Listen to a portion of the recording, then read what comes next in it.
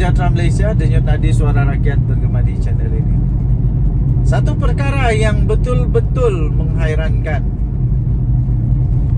Kenapa Tita Adendum ada di tangan anak Najib Razak? Bagaimana dia boleh ada itu? Kedua, kenapa anak Datuk Seri Najib Tun Razak tidak serta-merta pergi menyerahkan Tita Adendum itu kepada pengampunan, lembaga pengampunan. Sampai ada satu pempengaruh di YouTube. Ada satu pempengaruh di YouTube, dia kata seolah-olah masalah Adendum Najib Razak, isu Adendum Najib Razak ini disebabkan oleh anak Najib sendiri, disebabkan oleh kelalaian, kecuaian dan entahlah banyaklah anak Najib Razak. Telah pun disahkan oleh BHEUU bahawa tidak ada apa-apa dokumen tambahan yang diterima. Tidak ada. Jadi kalau anak Najib Razak terima dokumen itu, kenapa tidak cepat-cepat serahkan kepada lembaga pengampunan? Kenapa itu ditunggang-tunggang pula? Kenapa itu pula disebarkan, disensasikan sehingga menjadi satu polemik yang tidak berkesudahan, sampai akhirnya diambil peluang oleh walaun untuk menunggang benda ni. Bukan main lagi dulu sampai pijak gambar Najib Razak. Pas dulu sampai pijak gambar Najib Razak, tahu tak? Pas dulu sampai pijak gambar Najib Razak sebab benci dengan Najib Razak, sebab nak Najib Razak tumbang, sebab nak Najib Razak jatuh, sebab nak UMNO hancur. Dulu. Tapi sekarang bukan main lagi jadi hero, lebih Najib dari Najib sendiri. Jadi tuan-tuan dan puan, Tita Adendum itu dikatakan ada pada anak Najib Razak. Jadi kenapa tidak diserahkan kepada lembaga pengampunan? Kenapa mau juga main tarik-tarik, sorong tarik? Sedangkan dah tahu Perdana Menteri Datuk Seri Anwar Ibrahim tidak boleh memberi sebarang ulasan, tidak boleh memberi sebarang komen, sehinggalah mahkamah selesai membuat keputusan. Dan lagi pula, setelah itu Datuk Seri Anwar Ibrahim telah pun membuat pengakuan bahawa memang ada surat yang diterima oleh Peguam Negara. Tapi surat itu bukan kepada lembaga pengampunan waktu mesyuarat lembaga pengampunan, tapi itu diterima di luar daripada mesyuarat. Kalau saya tidak silap begitulah kan. Kalau saya tidak silap begitu. Kalau saya silap betulkan ya. Kalau saya silap betulkan. Okey, jadi sekali lagi, adakah ini kesilapan sendiri daripada anak Najib Razak yang nak jadi hero tapi termakan dengan mainan sendiri, termakan jerat sendiri kah? Apakah sepatutnya Datuk Seri Najib Razak punya anak ini sepatutnya lebih bijak lah. Kalau saya lah berada di sana, saya akan cepat-cepat hantar surat tu kepada lembaga pengampunan.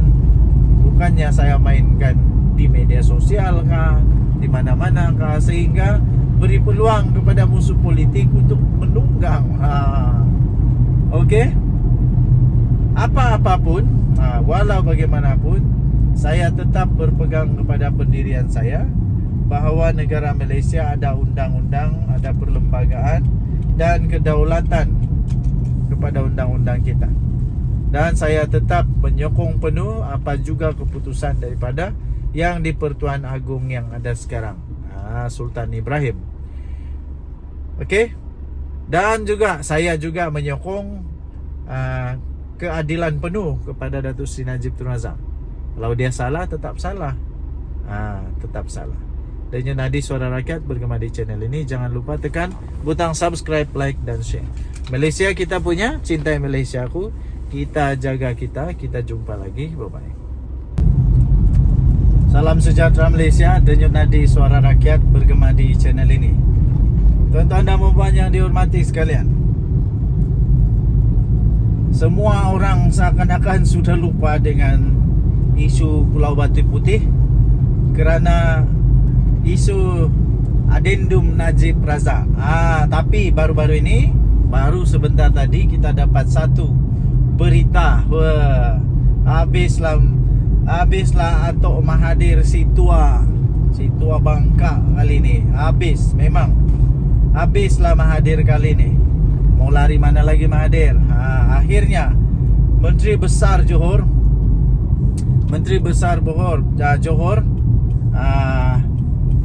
mengumumkan perkara yang memang saya fikir dinanti-nantikan, yang memang disokong penuh dan memang patut dilakukan kepada yang berkenaan, kepada manusia, individu, kepada siapa saja yang terlibat di dalam membuat keputusan secara tidak